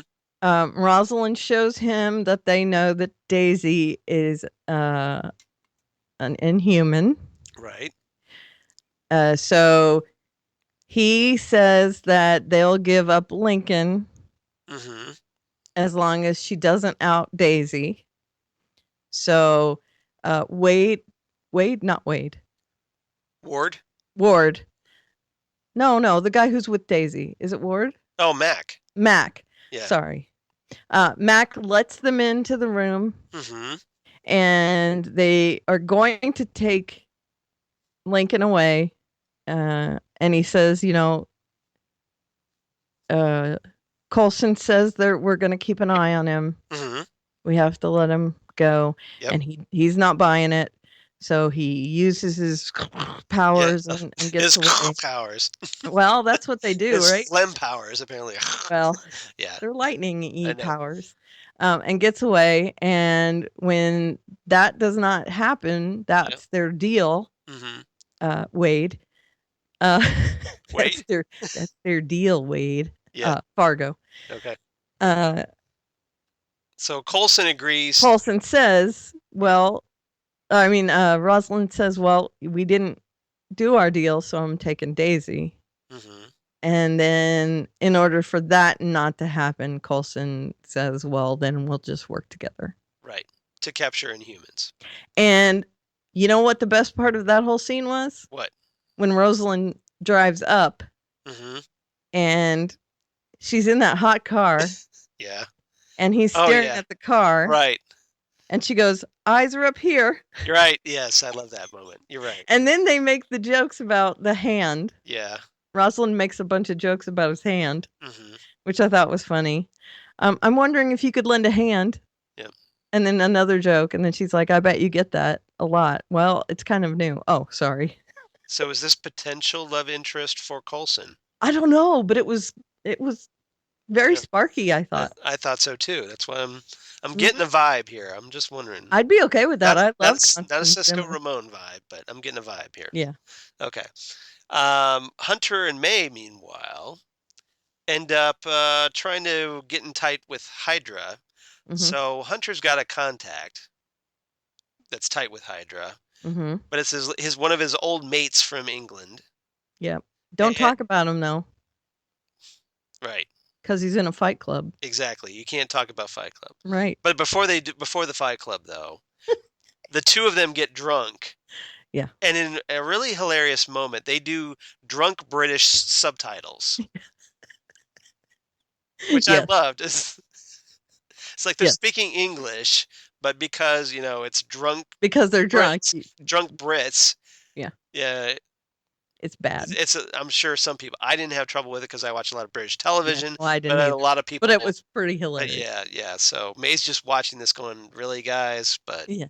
It was funny. mhm, Like, it was funny that he did the impression of his girl right, last week yeah, or the week before. Bobby, I don't remember. Bobby, Yeah, yeah, Bob. yeah. Yeah. So to prove his worth to Hydra, Hunter is supposed to get in this fight club and kill a guy, but the guy turns out to be his drinking buddy, Mm-hmm. and so Hunter kills that guy. Yeah. And then ends up getting accepted with the Hydra Bros, the Fight Club Bros. Exactly right. Yeah. And in the meantime, Mhm. while he's getting pummeled, Yeah. a couple of guys decide they're gonna have a little interlude with May Right. in the back. May is not worried about this, No, because May could crush them. which she does. Yeah, she does. And then she says, I'm not going to tell anyone about this. So don't you worry your pretty little heads. I love May. I do too. May is great. I'm not going to tell anyone that. Ming Na Wen is Agent Melinda May is just great. Yeah. Love I'm her. not going to tell anyone that you had your asses kicked by a little Asian girl. Yeah. It was so great. And then lastly, we see Mockingbird finding Simmons in the lab. Mm-hmm. So yay, Simmons is back in the lab. But it turns out that Simmons wants to reopen the portal and go back to the island, or I mean, back to the blue planet. I have to go back. Yeah, exactly. She's having her Jack from Lost moment. It's the first thing that I thought We've of. got to go back. Yeah, it's the first thing I thought of too. It's just like, we've got to go. I've got to go back to the planet. Yeah. So yeah. So now, does she need to go back? We don't know. Well, her whole body's off. Yeah, so maybe she needs to recalibrate. The gravity's off. She hears things differently. She's at the dinner table. She can't eat right, and I feel bad for her, but I really do think she needs to stay and work it out. Well, let me ask you this. Mm-hmm. Is this really Simmons they brought back? Ooh. Yes, it's really Simmons. Okay. All right. Because I think she feels like something happened on the planet, and she feels like there's someone she has to save or something she has to save there. So hopefully we'll find out. Yeah. Okay. But that's the inkling I get. And it's not from any preview, trust me. I don't have any idea. Okay. So what'd you give this episode? I gave it 8.5 flip phones. Nice. And like you said, we are simpatico, synchronized. That's right. I gave this one 8.5 chunks of the destroyed monolith. Simpatico. Yep. And since we know there are more than one ways onto that planet, they'll be able to find another one. Exactly. If they want to go back. But yep. Okay, last show. And unfortunately, we're almost kind of simpatico on Arrow as well. Yeah. Arrow, the candidate, written by Mark Guggenheim and Kato Shimizu. No, yep, that. Shimizu. Shimizu. Blah, blah. Shimizu. Yeah. Sorry about that. I have to say, Kato Shimizu. There was a death of something on this show that gets a 10 in my book. Yes, yes, mine as well, and I know exactly what you're talking about. Okay. Director John Baring. So we've got Team Arrow taking out yet another ghost operation. Mm-hmm. Diggle feels it's not enough. He's not a happy camper. Right. He's got something weighing on his mind. And we find out later that, of course, he ends up confiding to Laurel after brooding for most of the episode. But he finally unloads on somebody and says, well, he talks about how Hive was the one that hired Deadshot to kill his brother. Right. So Well, I think he feels like he's a kindred spirit with her yeah, because her sister was murdered. right. So she understands. Right. Got it. And because that Yeah, ends up being the end of the episode. because he doesn't feel comfortable with Eric or with Oliver. Right. So yeah, And that ends up getting tackled at the end of the episode, the Yes. sister. And that's why I think he right, feels that way. right. I mean, it's kind of telegraphed to us. Oliver, meanwhile, continues worrying about Thea's increasing aggression toward criminals. Because, So- yeah, So what is up with like, okay, Oliver's sidekicks wanting to go psycho and wanting to kill people? And- Because this after Roy, now Thea's doing it. Now, granted, Thea has a reason, and so did Roy, but still, yeah, it's like, the Mirakuru. can and you get a his- sidekick that doesn't want to kill somebody? May I ask you a question, though? Yeah, yeah, When he first came back from the island, how was he? exactly. Yes, I see where you're going with this. Yes, he was aggressively killing criminals. Yes, So can you say hypocrite? yes, big time. Yeah, big time. But of course, nobody points this out. I keep waiting for like Felicity or Diggle, especially, going, dude, you were killing people in season 1, right and left. Right. Diggle should say it. Yeah, Diggle should. I think Diggle is the one that should Yeah, point. should. Number one, he's not happy with Oliver. And you weren't like under the influence of the Lazarus. Anything. Yeah, you were just being a jerk. Right. And people thought he might have had PTSD, but we know better. He Right. didn't. No, he Because didn't. he wasn't on that island for 5 years, No. like everyone thinks. Yeah, he was barely on it, apparently, Right. thanks to the flashbacks, but I know. Right. That was almost my rating, was Yeah. Hypocritical Brothers. Pretty much. Because So, Felicity, hypocrite. yeah, Felicity begins working as the new head of Palmer Technologies. Mm-hmm. She meets new character Curtis Holt, not Michael Holt, as in Right. the comics, but now he's called Curtis here. Right. Why? I don't know. Apparently, they like Curtis better as a name. Right.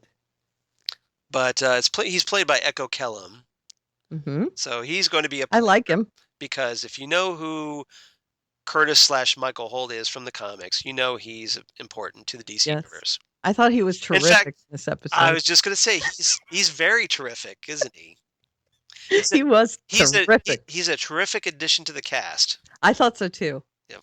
And he really was terrific in this role. He was terrific in this episode. He was terrific.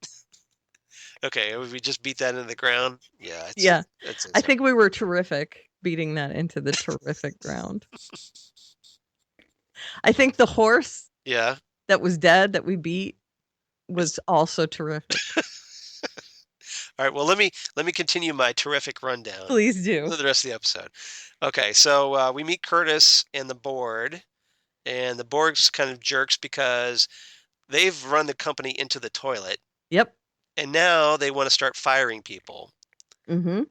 And the company's falling on hard times, and guess who gets to do it? Oh, well, hey, Felicity, welcome to Here you go. the club. You're the boss now, so you get to fire a bunch of people. Yep. Even though she's not the one that did any of it. And she could delegate, but hey, because if she's in charge, she could just delegate it.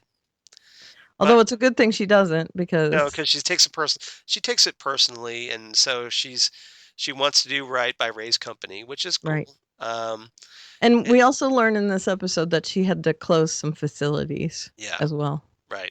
So Felicity closed some facilities. And all the people that she's supposed to fire were determined by an algorithm that Curtis created. So A terrific algorithm. a terrific algorithm. So we know that Curtis has some terrific Skills. skill set. He's basically Felicity's Felicity. Yeah. In this, He's really terrific at his job. he is. People are gonna get so sick of this. I don't care. I think this is great. It's a good thing we're doing this one last. I think it's When we're terrific. goofy. Let's hope everybody else thinks it's terrific. Queen family friend Jessica Danforth of 9 See what I did there? Mm-hmm. Because she's played by Jerry Ryan. That's right. Also played 7 of 9 on Star Trek Voyager. That's right. Some other stuff too, but we don't care about that. All we care about Body proof. she was 7 of 9. That's all we Yeah. care about. She decides, hey, I'm running for mayor, which goes well. Because she ends up getting attacked during her announcement speech by What a shock. by Lonnie Machin, who happens to be another Batman villain that I know. Arrow has lifted from. This one is Anarchy, spelled Right. with a K instead of a CH, in case you're wondering. Right. So, Because yeah, people that tag buildings can't spell anarchy. right. Well, no, he's got to be hip and cool and Right. have a different spelling. Right. Yeah. So Anarchy is surprised an anarchist, and he's also working for Damien Dark, played by Neil McDonough. Not so much in this episode, though, is he? No, because he kind of like fights with Damien Dark through most of this episode. Mm-hmm. Damien doesn't really like him. Mm-hmm. And with good reason, because he's, yeah. So while trying to find Machin / Anarchy, Thea's aggression ends up having her injure one of the witnesses to this, and like basically she kind of like jams the bone of his elbow or something up through, and the side of it, like, the bone comes out his elbow or something like that. Mm-hmm. Really badly. This forces Oliver to reveal the warning that Malcolm gave to him originally, going, don't put her in the Lazarus pit. It's going to really mess her up. Right. And of course it messed her up. Not just that, but he reveals that to her, but he also reveals to the people that didn't know that there was a Lazarus pit. Right. And that she was dead, and we brought Which her is a pretty big point. Yeah. I'm not saying you missed it. I'm just saying. No, I know. I'm just bringing it up. Right. So you think people would be like, okay, you kept that from us too? Yeah. You would think. I would think they would just walk out on Oliver by this point, because of all the stuff he's been keeping from them. You're such an ass. Yeah. Yeah. But. Plus a hypocrite. Yeah. Plus a hypocrite.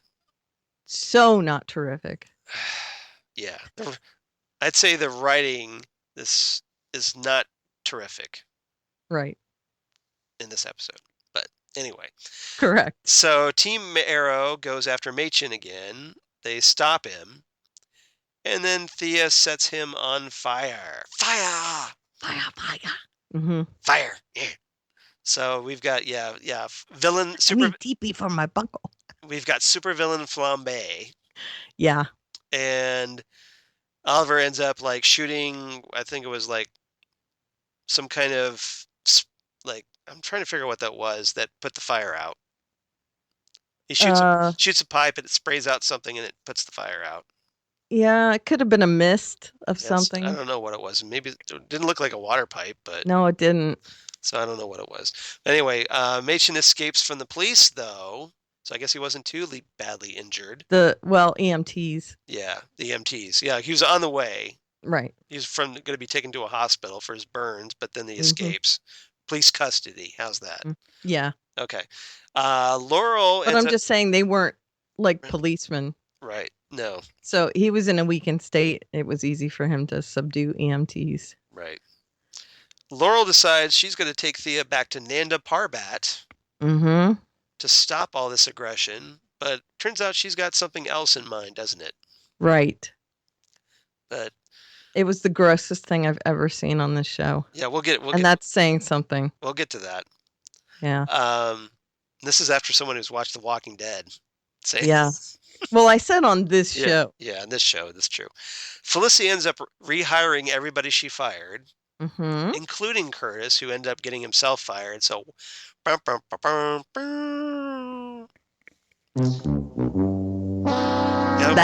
Yeah, that. Yeah. And then she tells the board that, the reason she's done all this is because she was going through Curtis's records and found that he's developed this amazing new technology that's going to save the company. Right. So when the board asks, well, what's the technology? She's like, it's proprietary. I can't tell you. I can't tell you. So they're like, okay, well then how about take another 6 months and then present it to us at our annual shareholders meeting or something. Mhm. So 6 months. Now, what happens 6 months? Fears. What happens 6 months from now? Someone dies. Someone dies. Mhm. Interesting how all the 6 months is tying in together. I know. Interesting. It is. So and now the question is, well, we find out that they don't really have a plan. No. Felicity just bluffed this whole thing Yep. and is hoping that they can create something and develop it in 6 months and save the company. Aren't you So guessing it's one of his inventions? The T-spheres or the mask or something? I'm thinking the T-spheres, but Yeah. we'll see. That's what I But think. yeah. Unless he invents the T-pad. Whatever. The t- It'll be one of the the things T that the, is the T-phone or the the T-watch. yeah, the T-watch. Yeah, whatever. But Oliver, after Jessica Danforth decides, well, maybe I'm not going to run after all because her daughter gets kidnapped and having to be rescued. Oliver decides to run for mayor. So Mm. they're kind of doing the Green Arrow runs for mayor storyline, Which does happen. which does happen in the comics. Hmm. So we'll see how that plays out. So, okay, go ahead. No, I was just gonna say, and then we get a flashback. The whole flashbacks for this episode. Oliver infiltrates this group on the island. Yeah, that's run by a man named Reiter. What am I doing? Yeah, I know. Who Putting a gun up to my now temple. Reiter is supposed to be another DC Comics villain, Baron Blitzkrieg, Right. but who is completely 100% miscast. Yes. I'm sorry. I'm all It for is. I'm all for diversity, Yeah, me too. but this is completely the wrong guy to be playing Baron Blitzkrieg, Correct. a Nazi supervillain. Right. Just saying. Agreed. I don't know what they're thinking here. I know. On the upside, Yeah. no more Oliver wig. I know. It meant its Yeah. demise in this episode. So we got one good thing out of this episode was that Yes. Oliver, so points there, they finally dump the wig and Oliver, flashback Oliver cuts his hair. So now he looks, Shorn. yeah. But we know that from the pilot episode way back when, He grows it he back. grows it back. So he's going to get the wig back at some point, but just not right away. Over the next 2 years. Yeah. Year and a half. Year and a half. It's 2 years The rest because of we just started the yeah, season. the rest of this year and then next season 5. Yeah. But yeah. So maybe for season 4, no wig. So that'd be awesome. But then the wig will come back and be like, wig, shakes fist. He's going to have longish hair by the end of this season. Yeah. But still. It's still, exactly. Ugh. And lastly, we've got Laurel and Thea going to the cemetery where Sarah's buried. And this brilliant idea. Let's dig up my sister so she can go crazy too. But she'll be alive. And this is what Laurel's thinking. I'd rather have her crazy and alive than dead. Can you think about what she might have wanted? Maybe. It's Laurel. She's always thinking. You're showing me the hand. You get in the hand because it's Laurel. I know. Laurel is always about Laurel. I know. Okay. When has she not been selfish? Yeah. Never. I know. And this also gives us another possibility to who dies in 6 months. But yes. Now they dig up Sarah's body and you actually open up the lid and we get to see Sarah's desiccated corpse. Ugh. So cool points there for showing that because I thought that was kind of cool. No cool points. I give it cool points. It was gross. But here's my thinking is that they're going to resurrect Sarah. Mm-hmm. And at the same time, they're going to resolve the issue with Thea being cuckoo for Cocoa Puffs. Okay. At the same point. Okay.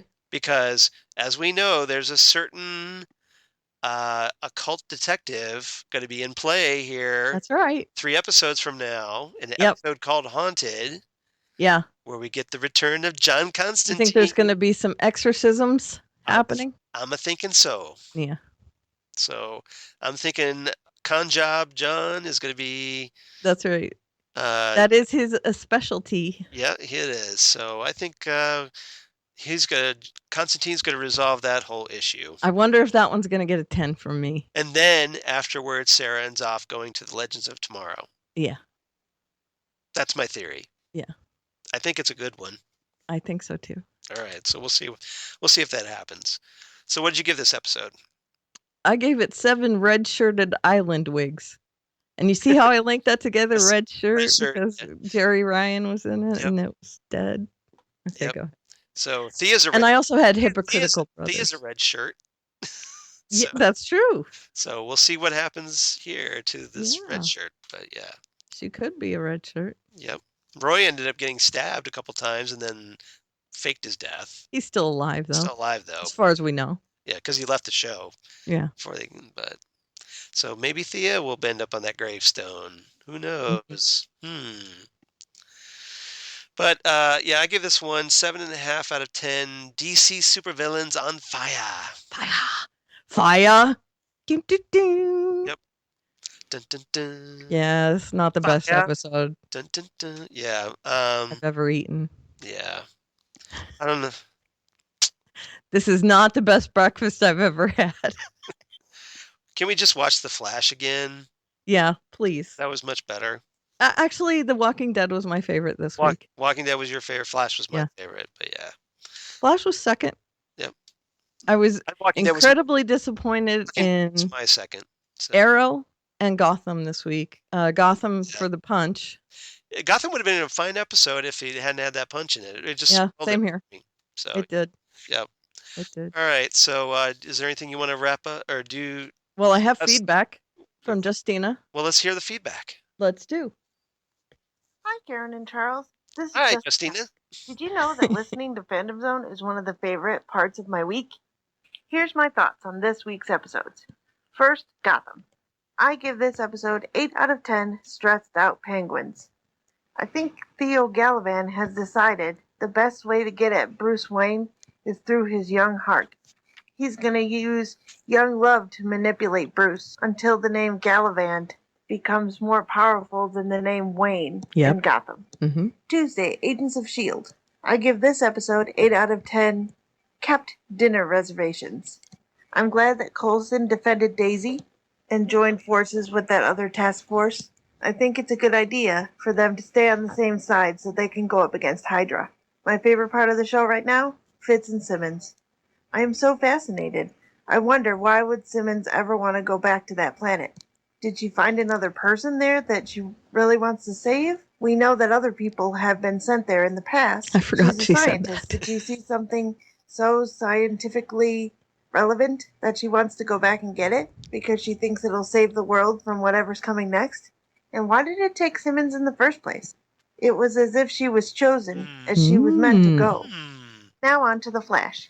Could you explain the vibe power some more? I'm still not sure I understand that. Did Cisco go to the basement because it was quiet with no distractions? Or did he need to touch that slide to cause him to have the vision? I'm really excited that they're introducing Iris's mom. I've been wondering what happens to her since the beginning of the series. I have a couple different theories. Yeah, we forgot about Iris's mom, didn't we? Did the electrical impulse between Earth 1 and Earth 2 cause him to have a heart attack? Or was he living as part of Firestorm for so long that his body is weak and he can't live long term on his own? Or is Ronnie not dead and he's just in Earth 2 and something just happened to him? And even though they're in 2 parallel dimensions, whatever just happened to Ronnie also affected Professor Stein. iZombie. 10 out of 10 red solo cups. I love this episode. It was so funny and had lots of plot development. Quote of the week. I feel like Forrest Gump. I never know what I'm going to get out of you. Life is like a box of chocolates. Well, then you're going to get chocolate, bro. Blaine's dad is a zombie. Wow, cool twist. And Arrow. 9 out of 10 brown bag lunches. Oliver just experienced peace in suburban life, so now he wants to bring peace to Star City and run for mayor. That's pretty awesome. I really like the way that Oliver's character is developing. Willa Holland did awesome this episode as we watched Thea's descent into madness, which leads to my theory. Thea was on life support until basically the moment she was put in the Lazarus pit, so she was never completely dead. Therefore, some of the things that essentially make up Thea Queen probably survive the transformation, but even so, the consequences seem to be craziness. Now, Sarah's been gone for a long time, and she is certainly completely dead. So, if the Lazarus Pit works at all, will she be even crazier than Thea? Or will she be wiped clean like a blank slate? Not really Sarah Lance. Completely pure and white. She is the white canary after all. I see what she did there. The 6-month timeline keeps coming back up. Last week, we had a 6-month time jump, and Oliver and Barry were standing at that grave. And this week, they told Felicity she had 6 months to get Palmer Industries back on track. That's what I'm talking Common about. themes this week: Metahuman Task Force on Flash, and Strike Force on Gotham, and Inhuman Task Force on Agents of S.H.I.E.L.D., and people running for mayor on Arrow and Gotham. Have a super week. Thanks, Justina. See, She's great. she does that so succinctly, and we spend like 2 hours almost talking. I know. She's great. Also, the clicks that you hear in her feedback, for some reason, when it got emailed to me, it had these little jumps in it, and I tried to get those out as much as I could, but That's all right. sorry, Justina. That's I tried to make it as seamless as possible. But Thanks. yeah. Thanks, technology. Yes, thanks, technology. Such great points, Justina. So the vibe power. Yep. Do you have any quick things to say about that? Well, I just think that, yeah, he does need to touch it. Because see, the thing with Cisco's vibratory powers, they kind of they've introduced this concept with the New 52, is that he's connected to dimensions. Like his ability, he can detect when something is from another Earth. Right. So when he touches things, he gets a vibe of that dimension. Right. Now, he hasn't quite connected this yet, but he probably will shortly. Right. He just knows that he gets these visions every once in a while. Yeah, right. So that's the way they kind of expanded on Vibe's normal vibration powers. Right. And I think they're going to explain it on the show. Yeah. As he learns about it as well. So probably at some point, Cisco will become like the Earth 2 detector. Right. He'll be able to oh, that guy's from Earth 2, or that, or she's that's a good idea. That's what I'm thinking. Yeah. So because he'll get a little, especially since we've had 52 breaches. Right. So he'll get a little like a vibration. A vibration, yep. Yeah. That's awesome. That's a good idea. A vibration. That's right. He'll need batteries. Yeah, exactly. What? What? I don't know anything about that. Vibrators that need batteries? What? You and your hobbies. Uh-oh, Matt Murdoch's calling. I thought we need the porn music there for that one. Oh, yeah. Matt Murdoch's calling. Matt Murdoch's calling. I growl at him, and then the porn music starts. That's an interesting relationship you two have. Thank you. So feedback info. Yeah. You can reach us at Twitter at FandomZoneCast. You can reach me at Twitter at Aliveria. And Charles is at Charles Skaggs on the Twitter, and also on Instagram, and I'm also on Facebook and Google Plus for all you crazy kids on the Google Plus. I've got over 72 crazy kids in the Google Plus. Nice. So that's just pretty good. That's very nice. So yeah, way more than me. But so cheers to everybody who does that. But yeah, check me out also on my blog of geeky things, Damn Good Coffee and Hot, where I talk about all these comic book shows that we're covering right now, and Supergirl, which we'll be covering soon. And we had some news this week that, well, it looks like we're going to be getting a couple more comic book shows in the term. Oh my God! Seriously, right? Let's see, we've got Why the Last Man. Which you're really excited about. I've never got into that comic. OMG. But I know it's good. It is so good. It's written by fellow Titan Talker from back in the day, Brian K. Vaughan. Yep. He was in the Titan Talk with Jesse and I. A lot of people don't know that. Oh, really? Yes, he was. Wow. Yep.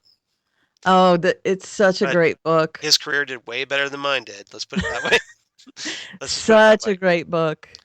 But yeah, Before so the show gets developed, you Mhm. maybe should read it. I mean, it's a Okay. limited series, I know. so Yeah, it's like 60 issues though. yeah. So it's Well, good to take one. still, I know. I know it's good. I've heard I great could things. read it all in one night. I've heard great things about it. And Yeah, it's but then fantastic. we're also getting maybe a couple of new X-Men related shows. Mm-hmm. Um, like, what is it here? Fox has given a pilot order to Legion.